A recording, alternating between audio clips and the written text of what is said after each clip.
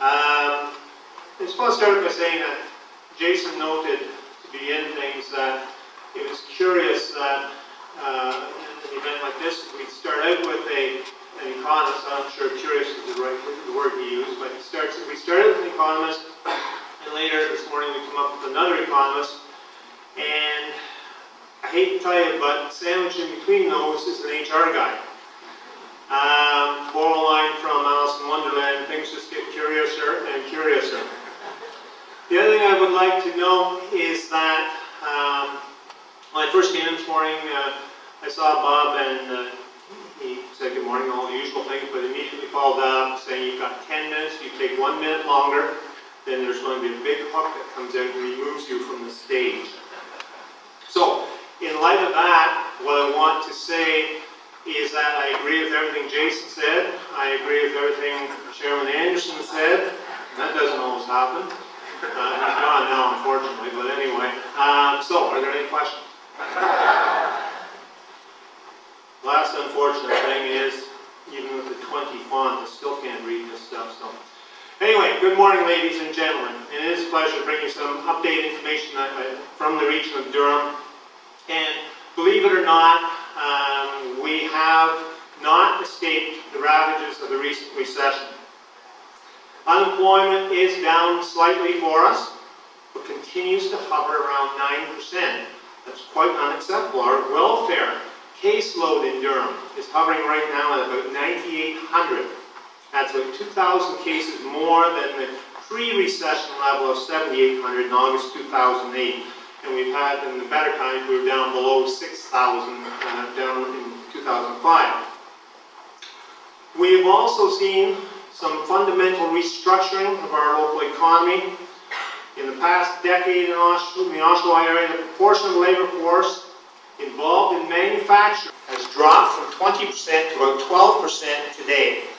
Many of those lost jobs, not surprisingly, are in the auto sector. However, recent announcements by GM, it's not all bad news. Some new vehicle production in Ottawa indicates some promising rebound in the auto sector. Up to 1,500 workers may be added in 2011 and 2012 at GM's operations in Oshawa. The region has also experienced some growth in the institutional sector thanks to the expansion of our 3 post-secondary institutions. Have been mentioned this morning at Durham College, UOIT, and Trent University in Oshawa. While gross domestic product in Oshawa declined by 3.6% in 2009, that's the second year in a row, Conference Board of Canada does predict an improvement in 2010, something more in the range of 3.2%. We have, as has been noted already, a highly skilled labor force, but like other jurisdictions, other than Jason and myself, our labor force is aging. And last March, we launched the Durham Community Immigration Portal. Conference Board of Canada has predicted that any positive labor growth will come from immigration in this area starting as early as 2011. 2011. Immigration is absolutely critical to us in this area. And for those who have a chance, I would invite you to check out the immigration portal. It has a wealth of information and great things that are available through the region and through our partners. We also want to attract newcomers as entrepreneurs to bolster our small and medium-sized business sector. Transportation is obviously a key factor in unleashing our economic potential. Creating that network requires a team effort. It's not something that we can sit down and say, we're going to do this, we're going to do that. Our 2005 Transportation Master Plan will be updated in the next couple of years. That's being worked on. To better support our maturing urban community, the new plan must incorporate a trail plan, a bike plan, and a region-wide transit system that didn't even exist when the previous master plan was first developed. Directions from the Durham Region Long-Term Transit Strategy, completed last March, must be added. The master plan doesn't just serve communities along the south. We have to think of our colleagues in the north as well. Consultation with stakeholders will be part of the updating process. In the meantime, we are pressing ahead with the first piece of our transit strategy, which is phase 1 of our Highway 2 bus rapid transit network. This project will result in more frequent, reliable bus service right across Highway 2 from Clarington over to Toronto. That will become Durham's main street over the next couple of years and will support the revitalization of several downtown areas. Our key highways, 401, 7, 12, 407, are all managed by the province. All of them need improvements to better support our economy. Highway 401 needs to be widened. Anyone who comes across east on the 401 from the Toronto area, any day at 4 o'clock, 5 o'clock, bang, you just hit a log jam at Pickering Ajax there. We need to open it up. It is incredibly frustrating to all of us. New 401 interchange at Lake Ridge Road is urgently needed to access employment lands.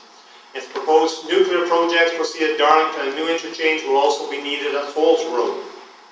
We need to widen Highway 7 between Brock Road and Pickering and Brock Street and Whitby. It's proceeding, but it's time consuming. We need to do work on the extension of 404 from Ravenshoe Road to Highway 12. Again, that helps our friends in the north. The one that received most talk in the last few months anyway is the 407 East Extension, which someone decided we should stop in Oshawa. Not acceptable. We need that roadway to go across to 35-115. There are some positive developments in other transportation modes. We talk about GO Transit. They're looking at extending their services over to Bowmanville. Again, 407 stops at Oshawa. We need to keep the movement going. Settlement of the Oshawa Harbour issues is great news. Infrastructure and development plans can finally move forward. That's been in a hiatus of some sort for a number of years. We finally got what looks like things moving on there, and that's a tremendous boost for the local economy. In 2010, just as an example, and Chairman Anderson mentioned this morning, more than 30,000 tons of locally produced grain will be shipped from that harbor. And every one of those tons represents a $10 savings in local farmers in their transportation costs. Huge boost for us. Not only for the transportation in that regard, but also for recreation and tourism. We have the tremendous potential to develop that area and make it a great area. The upcoming closure of Buttonville Airport underscores the demand for air services. Some businesses that were using Buttonville have already shifted operations to the Oshawa Airport. Others may come.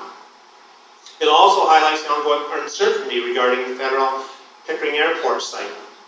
Strong goods movement network that integrates air, water, rail, and highways is a vital support to the supply chain for Durham operations. And copies of the executive summary from the region's recent goods movement study are available today to outline those transportation challenges. That goods movement study is just one example of the region's work to support Durham's economic renewal. The goal of our programs is to create conditions that will allow our businesses and our industries to thrive. Our retention and expansion for all communities and sectors is the key element of our economic development program. Formal studies recently were completed for Uxbridge and Brock townships in our food processing sector. This past year we offered workshops to help people, information sessions on subjects ranging from agribusiness and accessible service to green manufacturing, the HST and tourism packaging. Our work on expansion of broadband internet across the entire region. And again, I repeat, not just across the south, but into the north as well. It's absolutely critical. Everyone should have access to high-speed internet. We have strongly supported an application by the DSEA in Northumberland County to establish an Ontario Research Innovation Centre at UOIT, and we eagerly anticipate provincial approval for that initiative.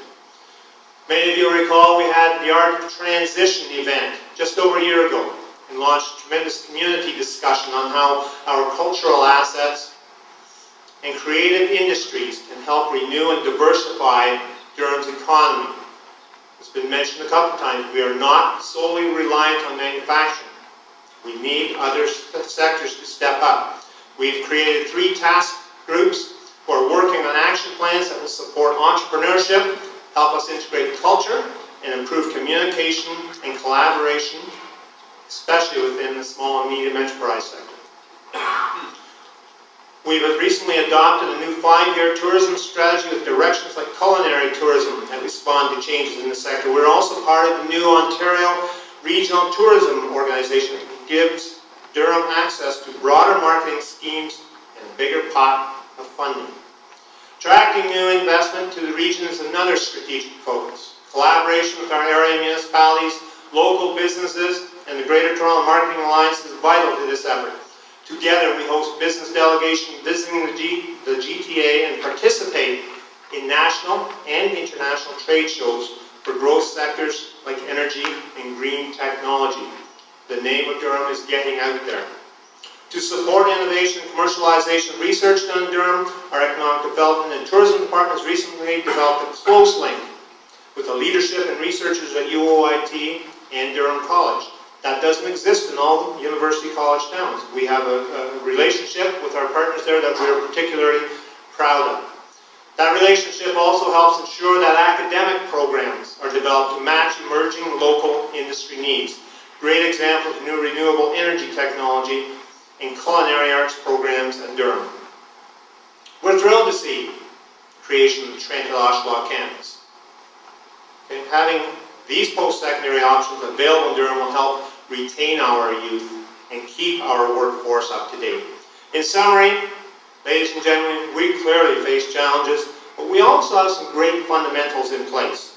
Some new infrastructure assets and research capacity are coming on stream. The region is working hard to create an environment that will support collaboration, innovation, inclusion, and diversification within our business communities. We want to put Durham on the map by tapping into resourcefulness and richness in our community. We want to demonstrate that Durham's famous manufacturing muscle is matched by its creative capacity and collaborative character. Ladies and gentlemen, the final message we want to convey to everyone out there is we are open for business. Thank you very much.